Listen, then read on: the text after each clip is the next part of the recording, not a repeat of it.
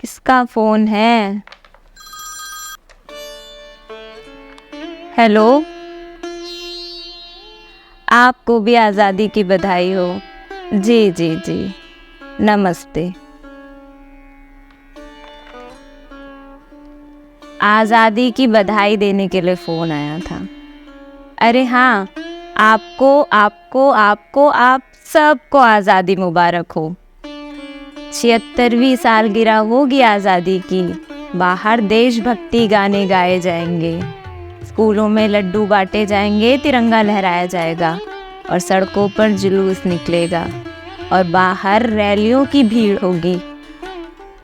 भीड़, उस दिन भी बहुत भीड़ थी। 14 अगस्त 1947, आधी रात को बाहर देश आज़ाद हो रहा था और घरों में अफरा तफरी मची थी। सब बौखलाए से भाग रहे थे। किसी को समझ न आता था कहाँ हिंदुस्तान की सीमा खत्म होती है और कहाँ पाकिस्तान की सरजमीं शुरू होती है। हाँ, ये दो मुल्क, हिंदुस्तान और पाकिस्तान, उस दिन चमचमाती झालरों से नहीं सजे थे, तमाम बिछी हुई लाशों और खून की बहती नदियों से सजे थे। एक तरफ देश की आज़ादी थी और दूसरी तरफ लूटपाट, कत्लेआम और आगजनी की आज़ादी थी। वंदे मातरम के गीत फीके पड़ गए थे और कानों में चीख गूंज रही थी। बहुत शोर था बाहर। लोग ज़रूरत का सामान लेकर नंगे पांव सर पे गठरियाँ बांधकर भाग रहे थे और मर्द आखिरी बार बेबस होकर अपनी ज़मीनों को देख रहे थे।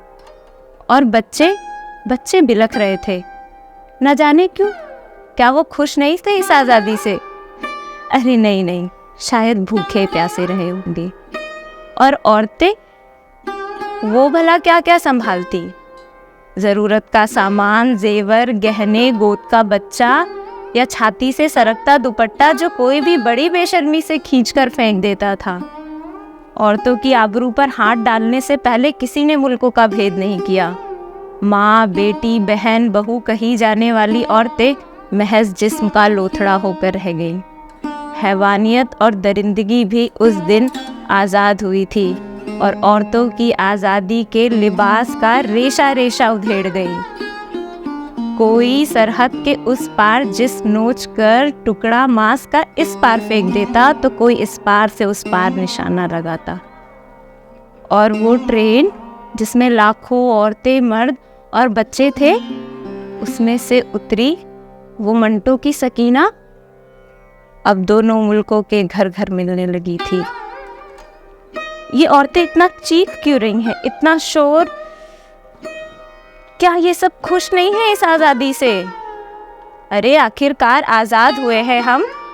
सुभाष चंद्र बोस, भगत सिंह, सुखदेव, राजगुरु, चंद्रशेखर आज़ाद, गांधी जी, सरोजनी नायडू, चेन्नम्मा, रानी लक्ष्मीबाई और ना जाने कितनों ने आज़ाद भारत का सपना देखा था।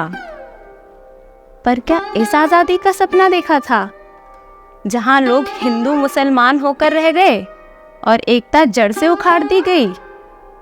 जानते हो, जड़ से उखड़ जाने का घाव गहरा होता है और उस दिन धर्म के नाम पर लाखों लोग जड़ से उखाड़ दिए गए थे। आज़ादी विभाजन के जख्मों पर सजी मिली थी। सेवई और गुजियों की अदला बदली रोक दी गई, नुक्कड़ों पर दोस्तों की यारियां छीन ली गई और लाहौर और अमृतसर के गलियों की रौनकें लूट ली गई। और वो बच्चे जो उस दिन 8, 10 या कुछ 5 बरस के भी रहे होंगे, वो आज भी उस विभाजन का दंश झेल रहे हैं।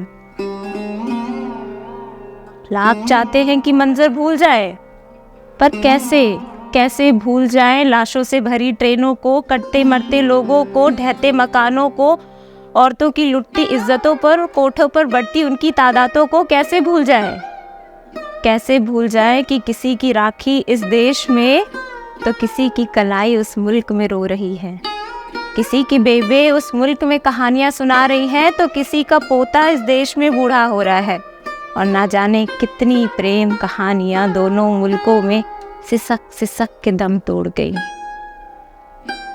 हो सके तो आप भी मत भूलना कि एक पूरी कौम ने इस आज़ादी की कीमत चुकाई है, जो ना हिंदू थी ना मुसलमान।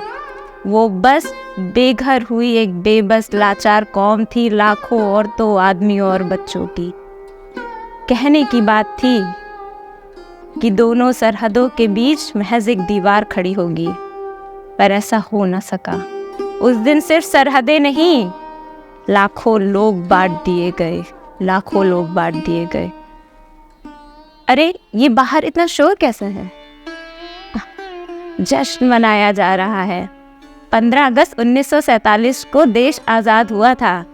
आज 76वीं सालगिरह है, उसी का जश्न है। क्या खुश नहीं है क्या इस आज़ादी से? अरे आखिरकार हम आज़ाद हो चुके हैं।